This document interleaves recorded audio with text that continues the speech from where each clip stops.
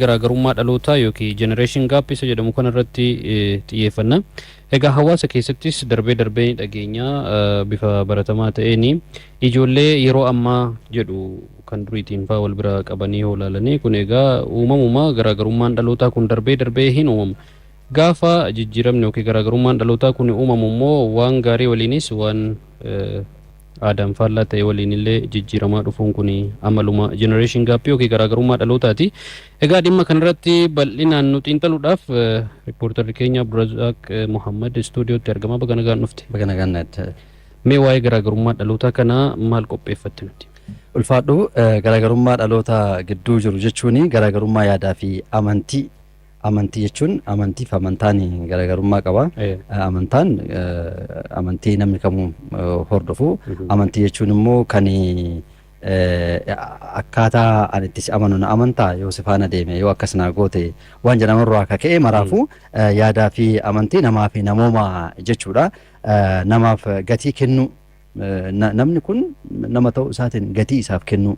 Waan isarraa waa barbaadu yookaan immoo waan barbaadu isarraa argadhe yookaan dhabe ta'uuf hin taane nama ta'uu isaatiin gatii isaaf kennu kun immoo namooma kee mul'isa jechuudha. Namummaa kee mul'isa, guddummaa kee mul'isa.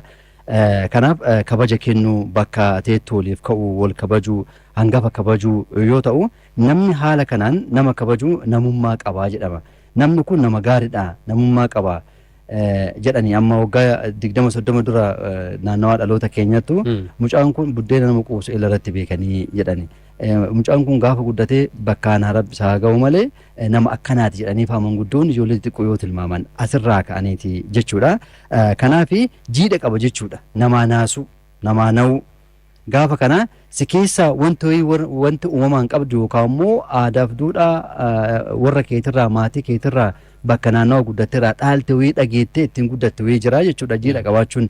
Amma wanni kana kaafne maalinni waan dabre kana dhaloota dabre waan dhaloota dabre keessa jiru kana kaasnee waan dhaloota amma jiru kana keessa haalli jiru haalli qabatamaa amma jiru maaliif ol faallisa maaliif ol dhiitaa maaltu garagara godhe garagarummaa kanaan dhiibbaan dhufu maali jechuu dhuma isaa dubbii keenya kanaan godhuuf barbaadeti. Kanaaf hangafaaf guddaa kabajuu xiqqaan guddaa kabajuu hangafa kabajuu hangafaaf bakka qabaachuu biratti beela'uu dhabuu biratti dheebochuu dhabuu jechaa fi gochaanis nama salphisuuf ariifachuu dhabuu kanaan dhaloota jidduutti akka duratti atuu jette generation gap gidduutti garaagarummaan jira yoo jennu kana kaasneeti jechuudha. Amma haala qabatamaa ammaati yoo ilaalle garuu ka amma kaasni kun ammarratti bakka oollumarratti sochii hawaasummaa bakka binnutti bakka gurgurutti bakka hojiif deemnutti konkolaataa bakka yaabbannutti hawaasa keessa sochii waliigalaa keessatti dhugumatti waan amma kaasni kun jira maaliif dhabame dhabamuun isaa immoo dhiibbaan inni fidu maalidha. Bakka namni bitatutti meeshaa fe'atutti fakkeenyaaf amma konkolaataa keessa deemtee argite yoo ta'e konkolaataa keessatti achuma siqisiin jedhani achuma siqii asiin jaarsaa jiraatu haati daa'imaa haa jiraattu. Amma sihii miti ka barbaadame sihii mijatee lutti kee walirra luka kee lamaa walirra keettee achi siqtee namni sadaffaa biroo dhufee si bira ta'a. Maaliif si fakkaata? Sihii miti ka barbaadame maallaqa horiitu barbaadame horoomni hin dhabame jechuudha. Gaafa horiin barbaadame horoomni dhabame waan amma dursee kaasee malee boodarra illee kaasuu danda'a. Namummaan gaafa dhabame nageenyi illee hin dhabama, tasgabbiin illee hin dhabama, jibbi illee hin seene lafa qabata. Walajjeesuu warreebuu wal barbaaduun kana boodarra dhufa. Boodarra itti dhufaaf malee ilmoon haadhatti gamuun haadha warraatti gamuun ilmoon abbaan ilmoo isaatti gamuun kanarraa kan madde qalbiin isaa gogee horoomni hafee horii duwwaa horii qofa bakka bu'uu horii faana bakka bu'uun ari'uun kun waa safeeffachuun akka waan boodatti hafummaatti illee akka itti ilaalamu ture. Akkasi safuun yoo cabee duudhaa yoo cabee duudhaaf safuun namarra namni gatee yoo deemu gadaa yoo gatu gaafa jireenya qofa faana bu'u gara kanatti dhufa gara jechuutti deemuu kennaa fi kanaaf nama xiqqeessuu fi nama salphisuun hojii ta'aa dhufaa jechuudha gaafa kana. Kanaaf kanatu yaadaa fi amantaa qabaniin gatii namaaf kennuun dhaloota gidduutti garaagarummaa bal'aa uume. Wanni waggaa 30-40 dhaloota dura ture fi ammaan tana jiru kanatu garaagarummaa guddaa uumaa dhufe. Dhaloonni ammaa haala qabatamaa addunyaa saffisaan jijjiiramaa jiru waliin saffisaan imalaa jira. Maal jechuudha? Waan fuuldura jiruuf waan hojjetu qabuu fi waan argatuu barbaadu qalbiin isaa waan tokko dubarratti xiyyeeffate jechuudha. Yeroo tokko yaadadha diraamaan tokko akka malee namni mana namaa marattu namni ol seenan diraamaa san ilaala gabaabsuudhumaa fi abbaa warraa ala ture ol seenu haati manaa abbaa warraatiif kabaja qabaachuu qabdi abbaa manaallee akkuma sana haadha warraatiif miti gaafa inni ol seenu saa malee seenaa silaa gaafachuu qabdi sa'aatii san indi isiin immoo achirra waan jirtuuf oluma darbii luffi jetteen maaliif amma wanna gara haadha warraa abbaa warraa gidduu jiru wanni walitti hidhe sun laaffataa dhufe namni miira ofii qofa faana bu'uun guddataa dagaagaa dhufe jechuu barbaadeeti. Kanaafi namni tokko ammoo namummaan hafe nama ta'uun qofti gahaadha. Horii kan kee maalii kan kee malee siif bakka kennuu hin hafe horii malee horoomni duratti jedhu sun hin dhabame. Horiin waan qalbii namaa qalbii fi sammuu osoo hin taane waan ijaan mul'atutti addunyaa keessoo ilmoo namaa hin jirre jechuudha horiin. Kanaaf horoomni waan qalbiif sammuu namaa ilmoo namaatiin wal qabatudha. Horoomni safartuu fi jibrii namummaati. Yeroo hedduu horii fi horoomni waliif haalladha. Horiin kabiraati waan ati barbaadu faana dhooftu horoomni immoo kabiraati. Gamoo guddaa keessa galu balbala isaa afoo haati daa'ima 3-4 qabattee waa firaasha wayii fidatee ciisa achumatti beela achumatti waa nyaata. Ol seensisee bakka wayii godheef rabbi irraan argataa jechuudha.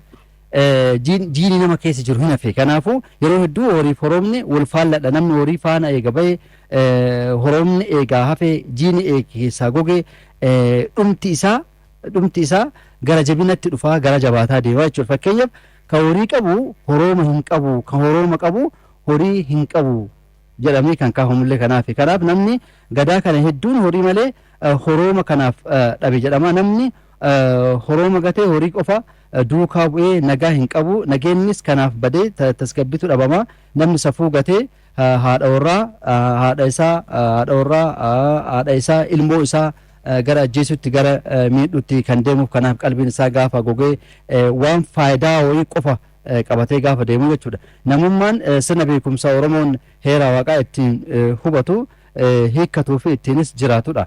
Garuu amma namummaanis nama keessaa gogaa deeme namoomni hafaa deeme jechuudha.